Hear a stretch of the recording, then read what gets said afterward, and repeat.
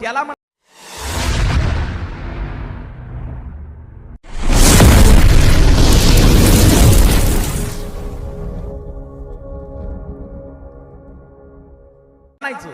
ज्यानं लंकेत जाऊन भजन केलं. इथं तर कोणी करेल आपल्या देशामध्ये? राक्षसांच्या देशात जाऊन भजन करणारा फक्त हनुमंत आहे. ते म्हणला मी हनुमंत रामाचा दूत आहे. बरं मला सांग तू कोण?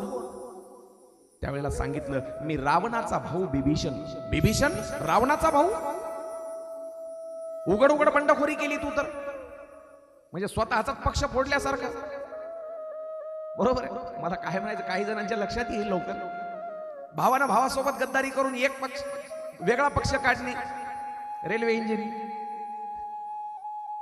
धन्यवाद, कळालं. उघड उघड बंडखोरी केली म्हणजे कशी काय? एक भाऊ रामाचा वैरी आहे आणि दुसरा भाऊ रामाचं नाव बंगल्याला देतोय. घरावर नाव टाकलंस तू रामाचं, कसं काय शक्य झालं तुला? म्हणले फार सोपं आहे. म्हणले कसं काय? सांगतो. म्हणले मी बंगल्याला कलरचं काम केलं, पेंट केलं आणि राम नाव टाकलं. त्यावेळेला मला सैनिकांनी पकडून नेलं, रावणापुढे उभं केलं. रावणानं विचारलं काय रे बिभीषणा, माझा भाऊ आहेस आणि माझ्या वैऱ्याचं नाव टाकलंस बंगल्यावर? हात जोडले. म्हणला मी कोणापुढं? रावणापुढं. दादा हे नाव त्या रामाचं नाही, मग कोणाचं आहे? हे नाव तुमचंच तर आहे. माझं नाव रावण आहे, राम थोडी आहे. दादा तुमचं नाव रावण आणि तुमची पत्नी म्हणजे माझी वहिनी, त्यांचं नाव मंदोदरी. तुमच्या नावातला एक अक्षर घेतला आणि वहिनीच्या नावातलं पहिलं अक्षर मंदोदरी घेतलं. राम कसा मूर्ख बनवला त्याला? तू हनुमंता देवाचा दूत आहे, रामाचा दूत आहे. पाक जो सत्तेच्या मस्तीमध्ये आंधळा झालाय त्याला मूर्ख बनवणं काय एवढं अवघड नसतं, सोपं काम आहे. फक्त बुद्धीनं डोक्यानं काम करायचंय, डोक्यानं. हनुमंतानं विनंती केली, बिभीषणा सीतामाईला रावणानं चोरून आणले, मला सांग कुठे आहे? कुठे आहे सीतामाई? त्यावेळेला बिभीषण म्हणतो मी सांगेल तुला, सांगेल सीतामाई कुठे आहे, पण मी तुला सीतेची भेट घालून देतो, पण तू मला जगाच्या बापाची भेट घालून दे. मी तुला सीता माईची भेट घालून देईल, तू मला बापाची भेट घालून दे. दोघांमध्ये एक करार झाला. करार म्हणजे मी तुला सीतामाईची भेट घालून देईल, तू मला रामाची म्हणजे जगाच्या बापाची भेट घालून दे. आणि पुढं हनुमंतानं तेच केलं. ते प्रसंग सांगणार आहे मी. पुढं सांगितलं अशोक वाटिकेमध्ये सीतेला ठेवण्यात आलेलं आहे. हनुमंतानं बिभीषणाचा निरोप घेतला आणि निरोप घेतल्याच्या नंतर हनुमंत निघाले. त्यावेळेला रावण अशोक वाटिकेमध्ये होता आणि अशोक वाटिकेमध्ये त्या सीतेची मनधरणी करू लागला वेगवेगळ्या प्रकारे. सोबत मंदोदरी सुद्धा आहे. माझ्याशी लग्न कर, काय देऊ शकणार आहे तुला तो वनवासी? रावण काय म्हणतोय ऐका. रावण मेला पण मुखामध्ये त्याच्या कधी राम नाव आलं नाही. नेहमी वनवासीच म्हणला तो रामाला. त्या वनवासाजवळ काय आहे? काय देणार आहे तुला? काय म्हणतो मी लक्षपूर्वक ऐका. असे रावण आजही कलियुगामध्ये आहेत आपल्यामध्ये, जे मरतील पण रामाचं नाव घेत नाही. त्यांचं नाव जरी वेगळं असेल तर ते रावणाच्याच कुळातले, रावणाच्या कुळातले. रावण मरून गेला पण मुखानं राम म्हणत नाही. अगं तो वनवासी काय देणार आहे तुला? सीतेला म्हणतोय, सीतेला माझ्याशी लग्न कर, लंकेची राणी बनवून ठेवील तुला. पण सीता कोणाला म्हणावं, सीता कोणाला म्हणावं सांगतो एका वाक्यामध्ये. लंकेचा राजा रावण कुबेराचा भाऊ आहे, ज्याची नगरी सगळी सोन्याची आहे. तो रावण विनवणी करतोय सीतेची, पण सीता त्याच्याकडे नजर उचलून सुद्धा पाहत नाही. त्याला सीता म्हणतात, त्याला सीता म्हणतात. शास्त्रकारांनी 5 पतिव्रता सांगितल्या. सीता, तारा, मंदोदरी, द्रौपदी या अशा ज्या पतिव्रता आहेत त्याच्यामध्ये पहिला नंबर सीतेचा लागतो. पहिला नंबर का? कारण त्यावेळेचा जगातला सर्वात श्रीमंत व्यक्ती तिच्या पुढे हात जोडतोय, माझ्याशी लग्न कर. त्यावेळेचा त्या काळचा सर्वात श्रीमंत व्यक्ती रावण, पण त्याच्याकडं असे नजर उचलून, पापणी उचलून सुद्धा पाहत नाही. त्याला सीतामाई म्हणायचं, सीतामाई. इतिहास कोणाचेही नोंद घेत नाही. इतिहास कोणाचीही नोंद नाही घेत, त्यासाठी कर्तृत्व असावं लागतं. कर्तृत्वाची नोंद आहे, तुमच्या कार्याची नोंद आहे. नोंद तुमची नाही, नोंद कार्याची घेतल्या जाते. चला, त्यावेळेला सीतेला मारण्यासाठी रावणानं शस्त्र काढलं, पण मंदोदरीनं सांगितलं, हो दुसऱ्याची स्त्री आहे ती, मारण्याचा अधिकार नाही तुम्हाला. त्यावेळेला रावण आणि मंदोदरी तिथून निघून जातात आणि निघून गेल्याच्या नंतर सीतामाई रडते सीतामाई. अरे भगवंत हनुमान आहेत तिथंच हजर, झाडावर बसलेले हनुमंत. सगळं दृश्य पाहिलं. रावण कशा प्रकारे कोणत्या कोणत्या कारणाने सीतेला छळतोय सगळं पाहिलं. हनुमंतानं विचार केला असता तर त्याच वेळेला रावणाला सुद्धा मारता आलं असतं हनुमंताला. सीतामाईला लगेच उचलून रामापर्यंत नेता आलं असतं. पण जग काय म्हणलं असतं विचार करा. हनुमंत काय विचार करतायत? बुद्धिमताम वरिष्ठम, आपल्या बुद्धीचं पदोपदी क्षणोक्षणी दर्शन घडवणारा तो हनुमान. त्याला उगच नाही बुद्धिमताम वरिष्ठम म्हणायचं. हनुमंत विचार करतात, मी जर आता रावणाला मारलं आणि सीतामाईला जर मी घेऊन रामापर्यंत गेलो तर जग म्हणेल रामामध्ये तुमच्या हिंमत नव्हती. स्वतःची पत्नी सुद्धा हनुमंतांना आणून दिली, हनुमंतांना आणून दिली असं जग म्हणेल. म्हणून हनुमान काय विचार करतात, आपण नाही न्यायचं माईला, स्वतः देवाला इथं आणू. आपण देवाला, आपण फक्त बातमी पोहोचवायचं काम करू, सीतेचा शोध लागला म्हणून सांगायचं काम करू. त्यावेळेला सीतामाई रडते, अरे भगवंता का छळतोयस मला, का माझी परीक्षा पाहतोयस? ताऱ्याकडे पाहून विनवणी करते, एक तारा तुटू दे आणि तो माझ्या ओंजळीत पडू दे, मी स्वतःला पेटवून घेईल त्या ताऱ्याच्या मदतीने. हात वर करून विनवणी करते. त्याच वेळेला हनुमंत आपल्या मुखामध्ये ठेवलेली ती राम नामाची अंगठी, रामाची खून वरून अलगद सीतेच्या ओंजळीत टाकतात, ओंजळीत. त्यावेळेला सीतामाई अंगठी पाहते आणि अजून रडायला लागते, अरे दुष्ट रावणा, किती छळशील, किती छळशील, माझ्या पतीची खून असलेली रामनामाची अंगठी सुद्धा तू माझ्या ओंजळीत टाकलीस. कोण आहे वर पाहण्यासाठी विनंती केली. त्यावेळेला हनुमंत दिसले, कोण आहेस तू, ये खाली. त्यावेळेला हनुमंतराय समोर आले. समोर आल्याच्या नंतर सांगितलं, माई मी रामप्रभूनं पाठवलेला दूत आहे. हनुमंत मला म्हणतात, रामाचा दूत कशावरून? त्यावेळेला सगळं रामायण हनुमंतानं सीतामाई पुढे गायलं, जे पाठीमागं झालेल्या घटना होत्या सगळ्या घटना. आणि मग सीतेला खून पटली आणि मग सीतामाईला खात्री वाटली, आता माझा पती मला इथून घेऊन जाणार. त्यावेळेला सांगितलं, माझा प्राण कंठाशी आलाय, हनुमंता लवकर जा आणि सांग, रामाला सांग घेऊन जा म्हणून मला इथून. त्यावेळेला हनुमंत म्हणतात, माई एवढा लांबचा प्रवास करून आलो, माझाही काही विचार करा, भूक लागलेली आहे मला. एवढे चांगले चांगले फळं दिसत आहेत इथे या बागेमध्ये, अशोक वाटिकेमध्ये, काही खाण्याची अनुमती आहे का नाही? सीतामाई म्हटली, बाबा रे, बाग काय माझी पण नाही, बाग रावणाची आहे. एक काम कर, खाली पडलेले फळं खा. काय कर, फळं खा, पण फक्त खाली पडलेले खा, झाडावरचे तोडून खाऊ नको. तो हुशार आहे, अति हुशार आहे, बुद्धिमत्ताम वरिष्ठम. अजून एकदा आपल्या बुद्धीचं दर्शन घडवतात. काय हनुमंत म्हणले, माईनं सांगितले फक्त खाली पडलेले फळं खायचे, हातानं वरचे तोडून खायचे नाही, पडलेले खायचे ना. मग झाड पकडलं, हलवलं असं सगळं, आणि हलवल्याच्या नंतर खाली फळं पडले. त्यातलं एक उचललं, एक उचलून खाल्लं. पण कधी पाहिलं का तुम्ही वानरांनी फळं खाल्ले पण सगळं खाल्लं असं कधी पाहिलंय का? एक घास खातात आणि लगेच फेकून देतात, दुसरं तोडतात. हनुमंत म्हणला, काय बरोबर नाही राव, दुसरं खाऊ, पण या झाडाचं नाही खायचं, पुढच्या झाडाचं खायचं.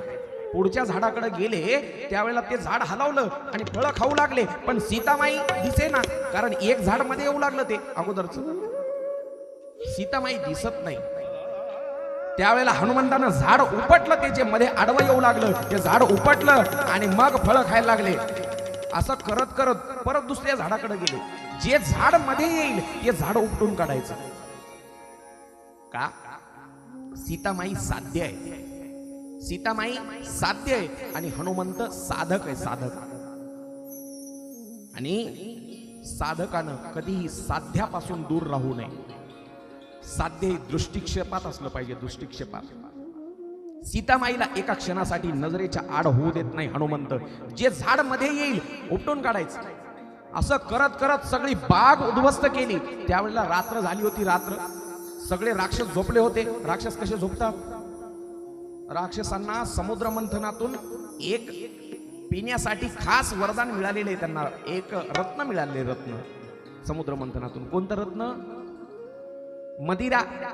म्हणजे दारू पिऊन राक्षस, असं नाही म्हणायचं मला जे सगळे दारू पितात ते राक्षस असतात, कारण मला उद्याचा दिवस राहायचे कॉलनीमध्ये,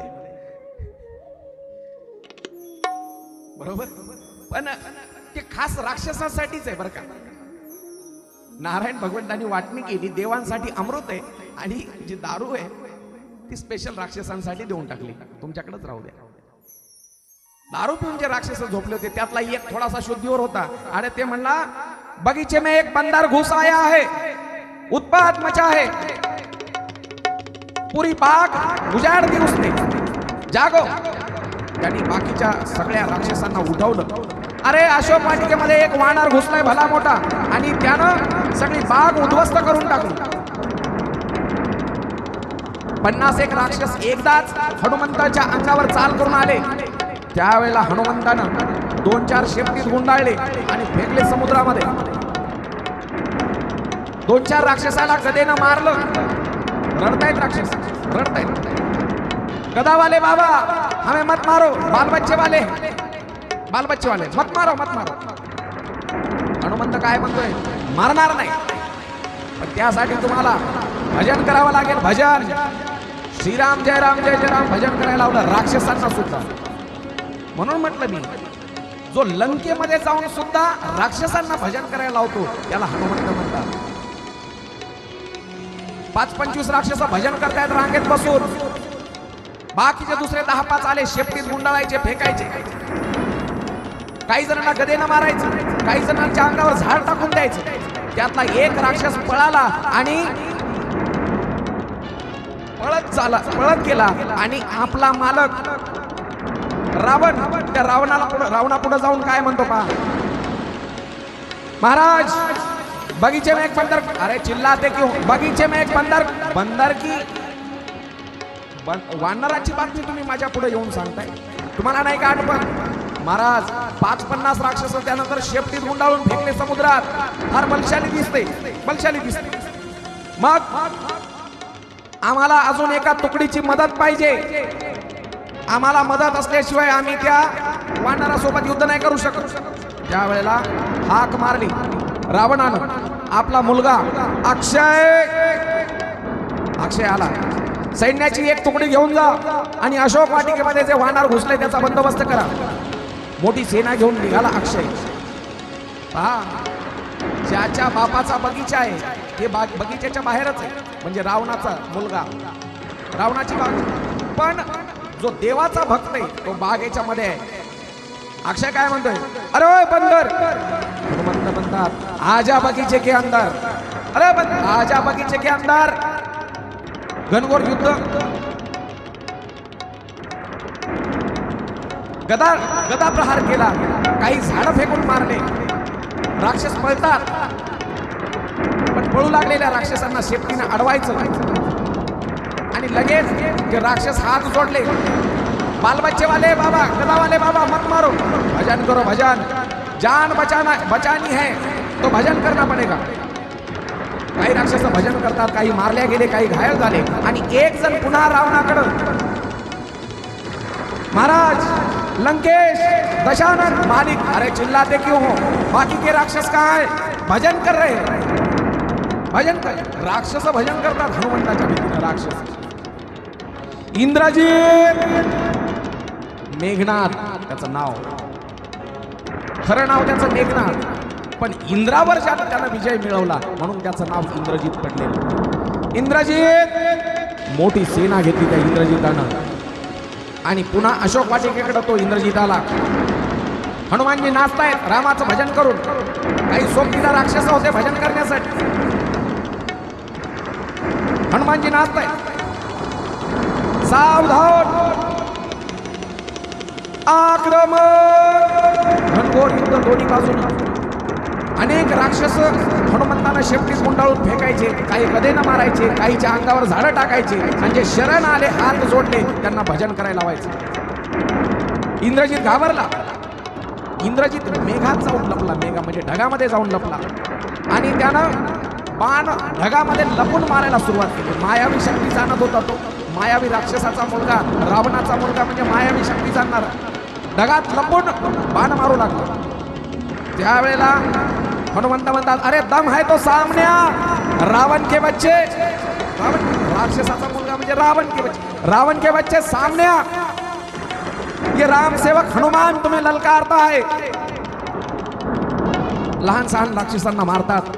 त्यावेळेला लहान सहान राक्षस म्हणतात, हमें क्यों मारते हो गदा वाले बाबा, हमें क्यों मारते हो, हमें छोड़ दो. त्यावेळेला हनुमंत काय म्हणतात, तुम्हारा मालिक कहाँ है, छुप कर बैठे हैं, उन्हें बुलाओ, हमें मत मारो, हम बाल बच्चे वाले, भजन करो. त्यावेळेला इंद्रजीत एक अस्त्र काढतो, ब्रह्मपाश, त्याचं नाव ब्रह्मपाश. आणि ब्रह्मपाशाचा मान ठेवण्यासाठी जेव्हा त्या इंद्रजितानं मेघनादानं ब्रह्मपाश तोडला, त्या ब्रह्मपाशाचा मान ठेवण्यासाठी हनुमंतानं स्वतःला ब्रह्मपाशात बांधून घेतलं, फक्त त्या ब्रह्मपाशाचा मान ठेवण्यासाठी. नाही तर ब्रह्मपाश सुद्धा तोडला असता हनुमंतानं. फक्त ब्रह्मपाशाचा मान ठेवण्यासाठी हनुमंतानं स्वतःला बांधून घेतलं. आणि आता बांधून हनुमंताला न्यायचं कसं, तेवढा मोठा वीर. हे जे लाईटचे पोल असतात का नाही, लाईटचे पोल हे MSCB वाले कसे आणतात, तसाच हनुमंताला आडवा केला आणि सगळ्यांनी खांद्यावर उचलून न्यायचं ठरवलं. MSCB वाले पोल जसं आणतात का, हा हनुमंता मस्त असे बांधून घेतलं त्या ब्रह्मपाशामध्ये आणि उभा केला. जसा पोल उभा करतात तसा रावणाच्या पुढं हनुमंत डोळे बंद करून उभे. बाजूला जे राक्षस होते की नाही, पार राक्षस घाबरून गेले, त्या हनुमंताला घाबरून गेले. हनुमंतानं मध्ये जराशे डोळे उघडले की जसं अशोक वाटिकेमध्ये भजन करू लागले की नाही, लगेच श्रीराम जय राम जय जय राम. हनुमंतानं डोळे उघडून पाहिलं की लगेच भजन चालू, लगेच. रावणानं पाहिल्यावर पुन्हा भजन बंद. असं करता करता थोडासा वेळ गेला आणि मग रावण महाराज आल्याच्या नंतर रावण, अरे कौन है रे तो, रावणाची भाषा म्हणली, कोण आहे तो, पेड क्यों तोडे, माझ्या बागेतले वृक्ष का तोडले, झाड का तोडले. त्यावेळेला हनुमंत काय सांगतात, त्यांनी अशी ओळख नाही सांगितली, मी हनुमान आहे. नाही, मी रामदूत आहे, रामाचा दूत आहे, मी हनुमान. म्हणजे प्रत्येक ठिकाणी त्यांच्या विनम्रतेचं दर्शन घडतं, विनम्रतेचं. म्हणून म्हणतो, नम्र झाला भूता तेने कोंडिले अनंता. माणसाच्या अंगी नम्रता असावी, नम्रता. किती नम्रता, तेवढी ताकद आहे हनुमंतामध्ये. पण स्वतःचं नाव नाही सांगितलं, आपल्या मालकाचं नाव सांगितलं, मालकाचं. मी रामदूत आहे, झाड का तोडले, मला भूक लागली होती आणि मी वानर आहे, मला इथं का आणलं. सगळे राक्षस भयभीत आहेत बरं का अजूनही, कारण त्यांनी एकदा एक झलक पाहिली होती. त्यावेळेला बिभीषण आला, बिभीषण दरबारामध्ये. सगळी सभा भरली, यानं आपल्या बागेचं नुकसान केलंय, याला दंड दिला पाहिजे, दंड. आणि दंड कोणता, मृत्यूदंड, मृत्यूदंड. पण बिभीषण जो होता, बिभीषण, त्याची हनुमंताची ओळख झाली होती आधीच. बिभीषणानं ओळखलं हनुमंतानं काय नुकसान केले ते पाहिलं. पण बिभीषण काय म्हणतो, दादा क्षमा करा, पण असा नियम आहे, दूताला नाही मारलं पाहिजे. जे दूत असतात त्या दूताला कधी जीवे नसतात मारत, जीवे मारत नसतात. म्हणजे आजही नियम आहे तो, तेव्हापासून चालत आलेला. शास्त्र काय सांगतं, जे दूत आहेत त्याला आपण आजकाल राजदूत म्हणतो, राजदूत, बरोबर. अँबॅसिडर, आपल्या भारताचे काही प्रतिनिधी दुसऱ्या देशामध्ये असतात आणि दुसऱ्या देशाचे काही प्रतिनिधी आपल्या देशामध्ये असतात, त्यांना आपण राजदूत म्हणतो, राजदूत. आणि दोन देशामध्ये कितीही परिस्थिती बिघडली, कितीही संबंध बिघडले, तरीही त्या दूतांना मात्र मारल्या जात नाही, मारल्या जात नाही.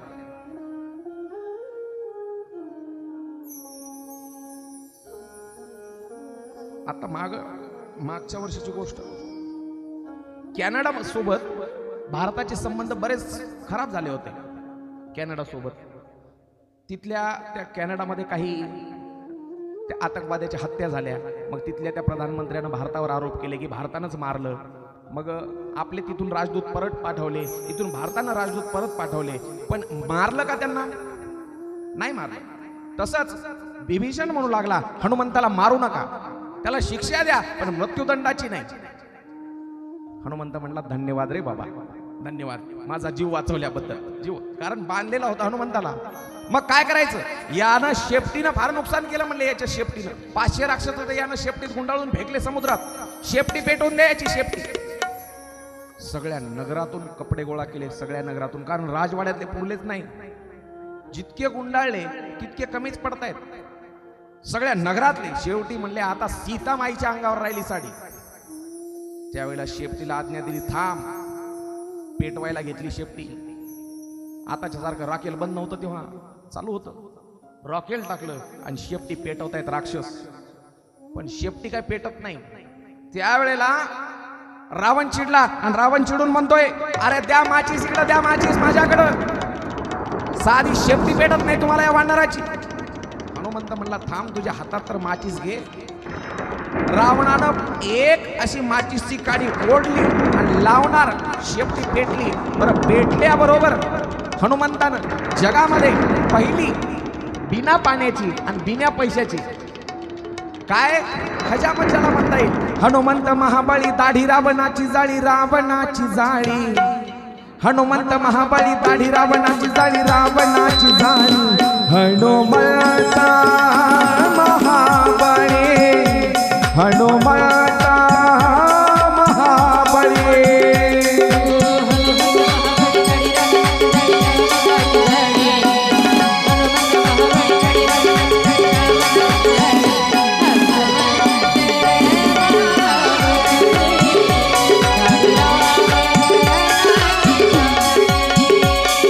हनुमंत महाबळी दाढी रावणाची जाळी, रावणाची जाळी. हनुमंत महाबळी दाढी रावणाची जाळी, रावणाची जाळी. हनुमंत महाबळी, हनुमंत महाबळी, हनुमंत महाबळी.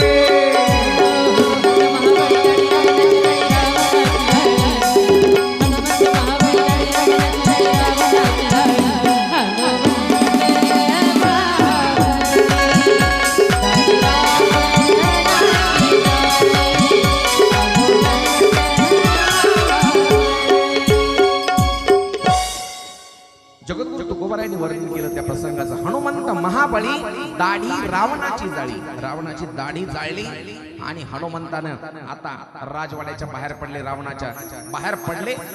एक एक घर पेटवायला सुरुवात केलं, एक एक घर, अख्खी गल्ली पेटवली. आणि गल्ली पेटवल्याच्या नंतर लगेच तिथं काय कमी होती हो, रावणाच्या दरबारामध्ये असं म्हणतात गणपती बाप्पा सुद्धा गुलाम होते, गुलाम. एवढा रावण बलशाली होता. इंद्र, वरुण, चंद्र सगळेजण त्या ठिकाणी रावणाच्या राज्यामध्ये गुलाम म्हणून काम करत होते. लगेच रावणानं बोलवलं वरुणाला, इंद्राला, ते वानर माझी लंका पेटवते, जा विजवा, पाऊस पाडा.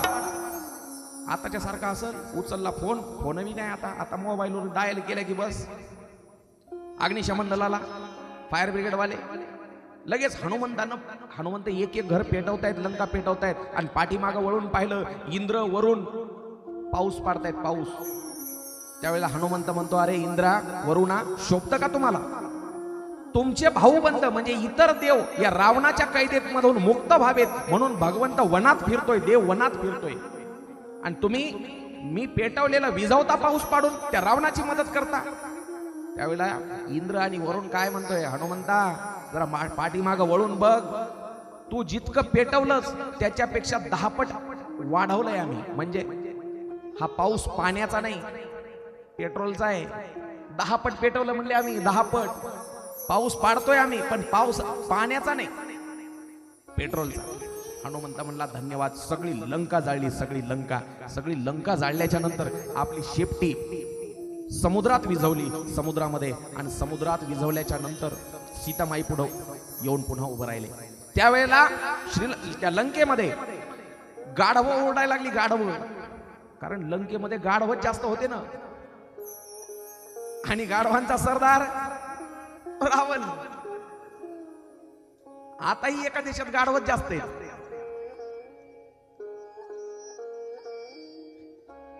गधे बेचकर आटा लाना पड रहा है. चला, गाढव ओरडायला लागले. म्हणजे अपशकुन व्हायला लागले लंकेतल्या लोकांना, काहीतरी अघटित घडणार आहे. हनुमंतानं सीतामाई पुढे हात जोडले आणि सीतामाई पुढे हात जोडून काय म्हणतायत, माई मला परवानगी दे, निघतो मी. मला रामप्रभू पर्यंत बातमी पोहोचायची आहे की सीतामाईला मी भेटून आलो. सीतामाईनं सांगितलं, जा बाळा जा हनुमंता. किती हुशार आहेत हनुमंत. माई जातो, पण मोठ्यानं आवाज नाही केला. मगाशी रामेश्वरम पासून लंकेकडे निघाले त्यावेळेला मोठ्यानं गर्जना केली होती, जय श्रीराम मोठ्यानं. पण आता मोठ्यानं गर्जना नाही केली. आता हळू आवाजात म्हणले, माई येतो जय श्रीराम, हळू आवाजात.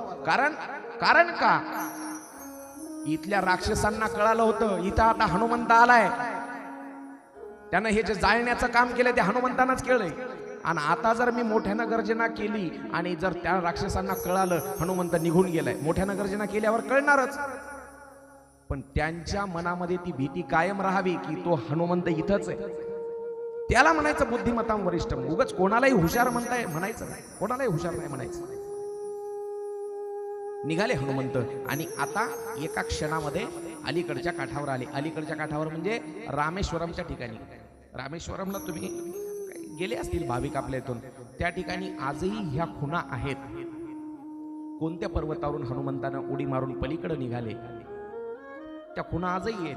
तिथं रामतीर्थ आहे, लक्ष्मण कुंड आहे, त्याला कुंड म्हणतात. तिथं रामकुंड, सीताकुंड, लक्ष्मण कुंड. आणि हनुमंत अलीकडच्या काठावर आले. सगळी वानर सेना वाट पाहत होती. नळ नीळ जामवंताने विचारलं, अरे हनुमंता आलास का, भेटला सीतेला? हो भेटलो. कशी आहे रे सीता, काय सीतेची अवस्था? सीतेची अवस्था विचारली त्यावेळेला हनुमंत म्हणतात, सीतेची अवस्था शब्दामध्ये वर्णन करण्याच्या पलीकडची आहे. पण मी तुम्हाला इथं सांगत बसणार नाही, इथं नाही सांगणार आता. का? कारण इथं जर मी तुम्हाला सीतेचं वर्णन सांगत बसलो, सीता किती दुःखी आहे, उशीर होईल उशीर. तुम्ही माझ्यासोबत चला आणि चालत चालत निघाल्याच्या नंतर मी तुम्हाला वर्णन सांगेन सीता कशी आहे, कोणत्या अवस्थेमध्ये. सगळी सेना, वानर सेना आता पुन्हा रामप्रभूकडे येते. कशी येते? हनुमानजी वर्णन सांगतायत. हनुमानजी, सीता कशी आहे? रघुवर को मला वाटत होतं फक्त रामालाच दुःख आहे काय सीतेपासून दूर होण्याचं. पण जेव्हा मी सीतेला भेटलो ना, मला खात्री पटली. मला तेव्हा कळालं जितकं दुःख रामाला आहे तितकंच दुःख सीतेला सुद्धा आहे. एक तसूभर म्हणजे एक तिळभर सुद्धा रामालाही जास्त नाही, सीतेलाही जास्त नाही. दोघांनाही सारखंच दुःख आहे, अत्यंत दुःख आहे. रघुवर को जितना गम है सिया को नहीं उससे कम है. रघुवर को जितना गम है सिया को नहीं उससे कम है. सीता का गाँव देखा तो राम का गाँव मैं भूल गया. छवि माँ की अति अनुपम है, छवि माँ की अति अनुपम है. वाणी भी अमृत सम है. रघुवर को जितना गम है सिया को नहीं उससे कम है.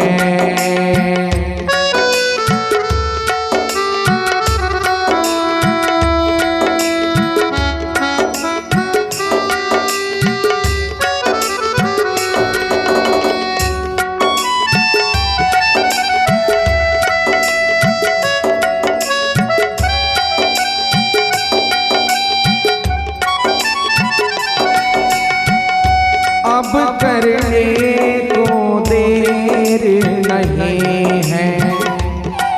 आता उशीर करायचा नाही रे, लवकर रामप्रभूच्या जवळ जायचं. सीतामाईची वार्ता रामाला सांगायची आणि रामप्रभूला घेऊन लंकेवर आक्रमण करायचं. आता उशीर नाही करायचा. अब करने को देर नहीं है, देर हुई है सवेर नहीं है।